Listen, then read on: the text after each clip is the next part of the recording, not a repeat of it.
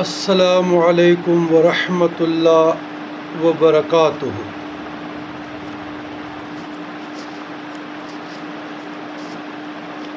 الحمد للہ الذی جعل الاوقات المبارکۃ وتم لنا 12 الشہور المبارکۃ والصلاة والسلام علی سید المرسلین شفیع المذنبین سیدنا محمد ابن عبداللہ صلی اللہ تعالی علیہ وعلی آلہ وصحبہ وذریاتہ وازواجہ واولیاء امتہ اجمعین، اما بعد فاعوذ باللہ من الشیطان الرجیم، بسم اللہ الرحمن الرحیم۔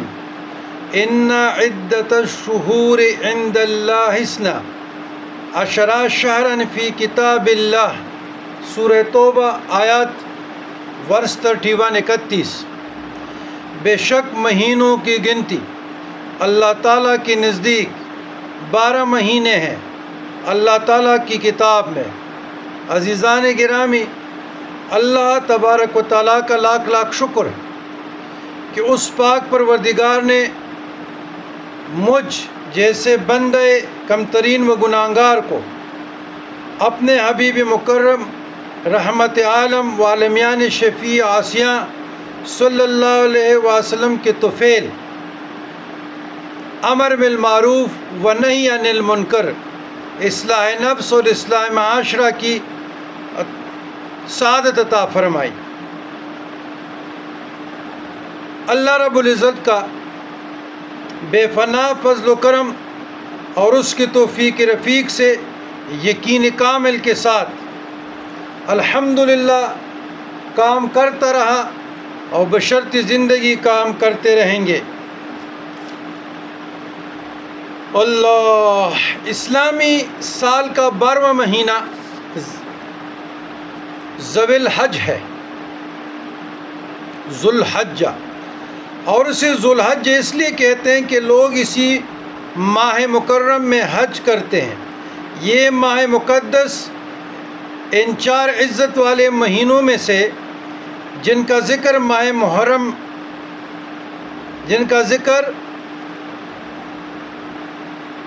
محرم تک ہے، شوال، ذیقعدہ، ذی الحجہ اور محرم۔ اس مہینے میں کثرت نوافل، تلاوت، صدقہ، خیرات وغیرہ اور عبادت کا بہت بڑا ثواب ہے۔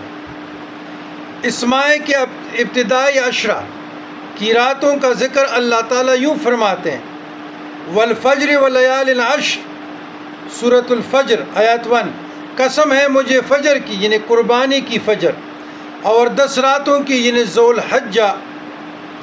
ذوی الحجہ شریف کے شروع کی 10 راتوں کی۔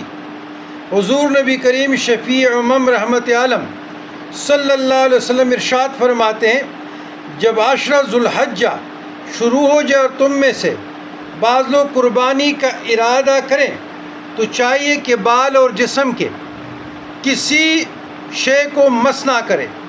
اور ایک روایت میں فلا یأخذن شعرا ولا یقلمن ظفرا، مشکوٰۃ شریف صفحہ 127۔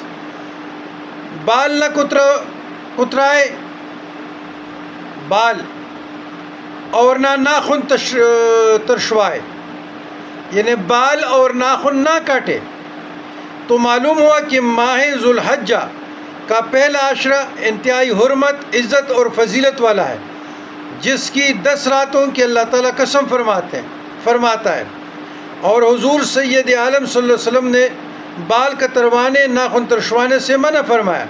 تو معنی یہ ہوا کہ ذوی الحجہ کے پہلے عشرے کی راتوں کو شب بیداری کرو۔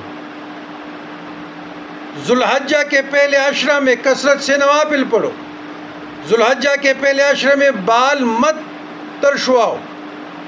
ذو الحجہ کے پہلے عشرے میں ناخن مت کٹواؤ۔ سیدنا ابی ہریرہ رضی اللہ عنہ سے روایت ہے کہ حضور نبی کریم صلی اللہ علیہ وسلم نے ارشاد فرمایا کہ کوئی دن اللہ تعالیٰ کو زیادہ محبوب نہیں سوائے ان 10 دنوں کے کہ ان میں عبادت کی بجائے یعنی 10 ذو الحجہ میں یعدل صیام کل یوم منہا بصیام سنۃ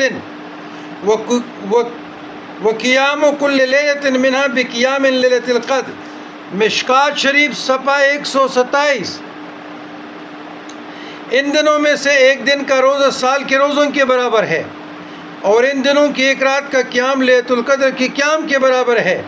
سعید بن جبیر رضی اللہ عنہ اپنے خدام سے ان 10 راتوں میں چراغ جلانے کا حکم دیتے اور ان راتوں میں جاگنے کی رغبت دلا دیتے، اور خود بھی شب بیداری فرماتے۔ عنیت الطالبین جلد 1 144۔ عشرہ ذوی الحج کے روزہ دار کی قبر میں نور۔ سفیان ثوری رحمۃ اللہ علیہ فرماتے ہیں میں عشرہ ذو الحجہ کی راتوں میں سے ایک رات بصرہ کے قبرستان میں تھا کہ میں نے ایک قبر سے نور کی شعاعیں دیکھی۔ یہ دیکھ کر میں بڑا حیران ہوا۔ آواز آئی سفیان ثوری، اگر 9 دن ذوی الحجہ کے تو نے روزے رکھے تو تیری قبر سے بھی اسی طرح نور نکلے گا۔ نزہۃ المجالس جلد 1 144۔ ام المومنین سیدہ حفصہ رضی اللہ عنہ سے روایت ہے کہ 4 چیزوں کو حضور نبی کریم صلی اللہ علیہ وآلہ وسلم 4 چیزوں کو حضور نبی کریم صلی اللہ علیہ وسلم نہیں چھوڑتے تھے۔ عاشورہ 10 محرم کا روزہ، ذوی الحجہ کے عشرے کے روزے، یاد رہے کہ عید کے دن کا روزہ منع ہے، ہر ماہ کے 3 روزے، ایام بیس کے 13 14 15، اور فجر سے قبل 2 رکعتیں۔ مشکات 180۔ تو سامعین اور حاضرین، یہ بہت بابرکت دن ہے، یہ بہت بابرکت دن ہے۔ اس میں سے جتنا بھی آپ صدقات کر سکتے ہیں، خیرات کر سکتے ہیں، ذکر فکر قرآن مجید کی تلاوت کر سکتے ہیں، نوافل پڑھ سکتے ہیں، اور اذکار کر سکتے ہیں، تو پھر بھی کم ہے۔